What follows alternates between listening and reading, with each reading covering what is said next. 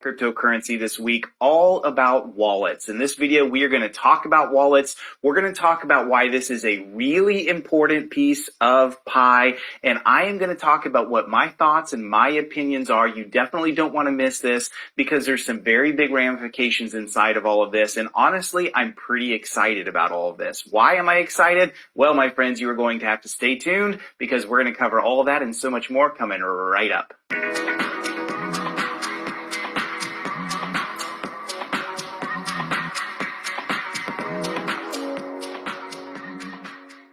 All right, my friends, thank you guys so much for joining. We are going to talk all about the wallet update and why this is a really big deal. Now, pretty much, I'm honestly surprised that they came out with this so quick. I think this is a healthy discussion. There's some really big pieces of all this that I'll cover in just a minute, but I'm really pretty surprised that they covered this already, but this is a great thing. It's not a bad thing. This is one of the best pieces of discussion that we can be having around Pi right now because the wallets hold the key to the future for Pi. So we're going to cover that in just a little bit. Now, first, if you and I have never met, hello there. My name is Wes Spencer. I am a technologist. I am an entrepreneur, a serial entrepreneur. I just recently sold a company of mine for about $80 million allegedly, and I have been inside of technology and crypto for a really long time. And in this channel, we cover all of those things. We cover tech, we cover entrepreneurialism, and we cover crypto because those are things that I'm pretty interested in. So thank you guys for joining. And hey,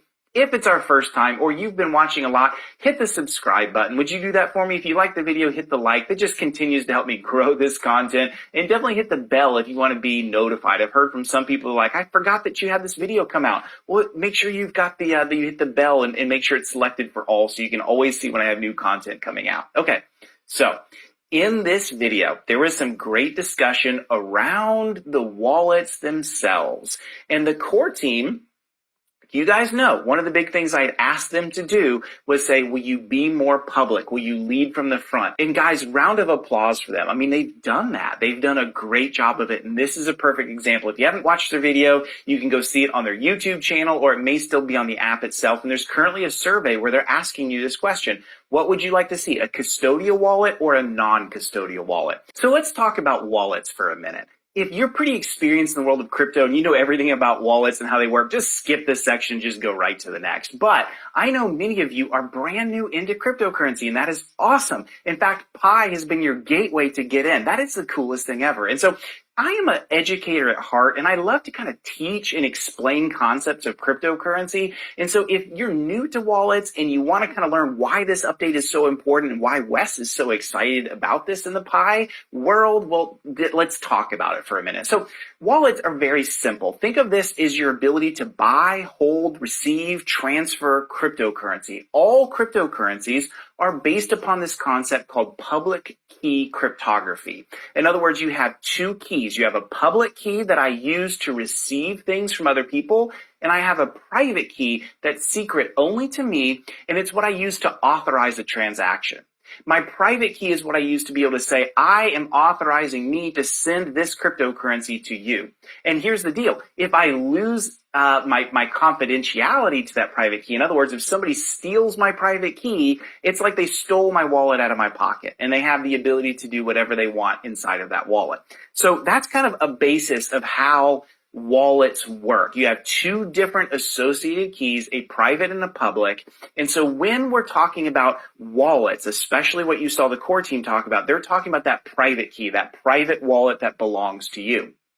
Now, the public wallet, I do want to talk about that for just a minute. I'm actually going to show you one. So a public wallet is a little bit like this. I don't know if I can get this to focus. I'm going to jump out of the screen for a minute. Yeah, there we go. So I'm actually showing you, look at this. That is an actual public wallet that I own. It's associated with my private wallet. I can give that to anybody, and anybody can say, hey, there's Wes's QR code that is his wallet, and I can use that to send cryptocurrency to him.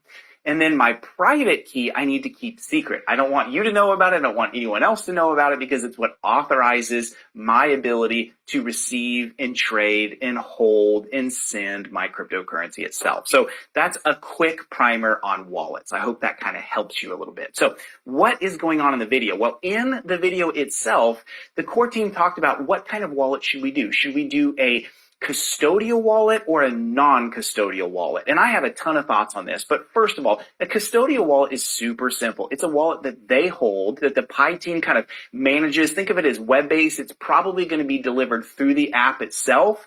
Now, there's some good and bad. The good out of it is you don't really have to do anything to get it set up. I mean, once that is live inside the system, you're going to see it. You're going to have access to it. You should have the ability to back it up and to be able to save it off network if you need to, but they hold the wallet. They're the ones that create those public and private keys for you. They are the ones that ultimately hold and control it. So the advantage is it's super easy to use. The disadvantage is, guess who made it?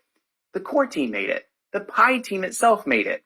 So if there are problems or they get breached or you don't have trust in them, it's going to affect your level of security with that wallet itself.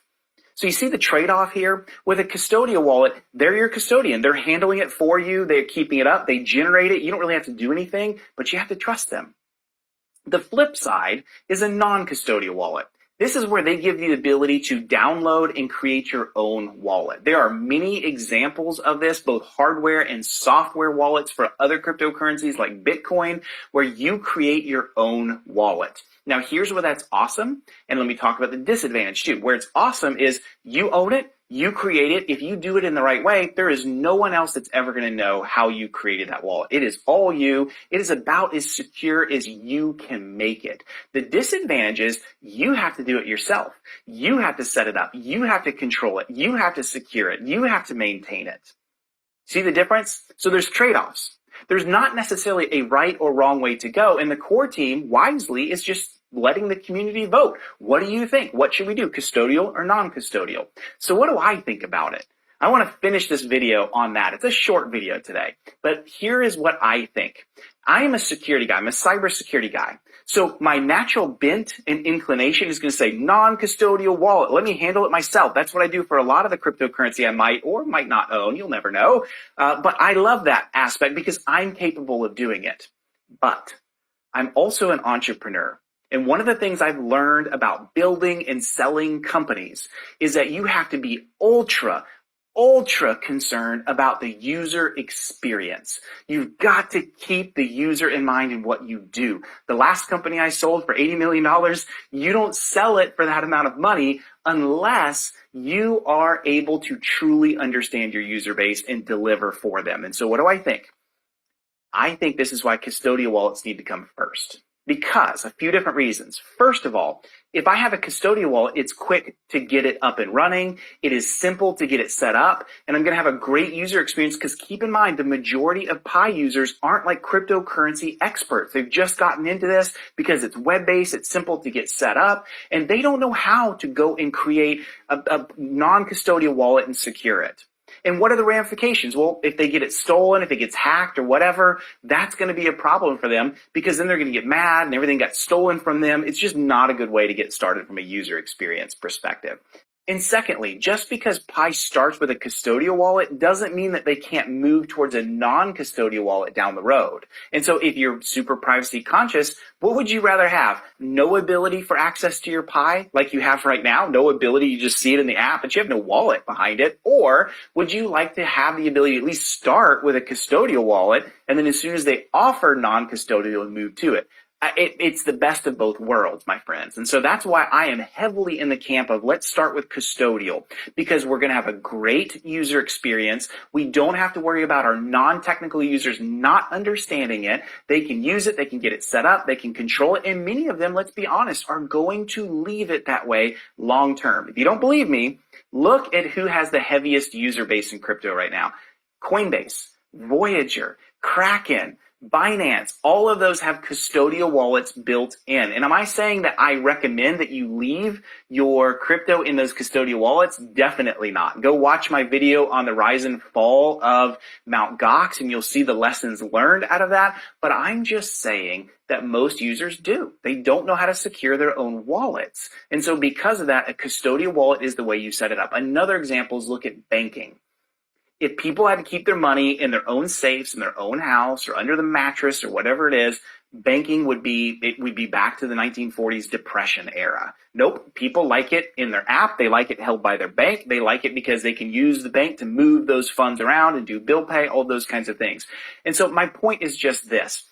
You may not trust your bank, but most people use banks because of the custodial aspect to it. And so I think very strongly that the PI team needs to start with custodial for all of those reasons, and then down the road, maybe 6 months later, a year, whenever it is into the roadmap, they can then move to non-custodial as well, and you can move your crypto over to that. So guys, this is great. This is a big deal. I want to hear from you. What do you think? Custodial, non-custodial? There are great arguments for either side of the house. I just think where we start is custodial, but I want to know from you. What do you think? What's best in your world? Am I missing something? Give me some comments. Do you agree? Do you disagree? And while you're at it, you guys know what I'm asking. Hit the like, hit the subscribe. Let's stay in touch. I love you guys. You are awesome. I love producing content just for you. So let me know what you're interested in. And I am all about doing that. Hope you guys have a great one. Thanks.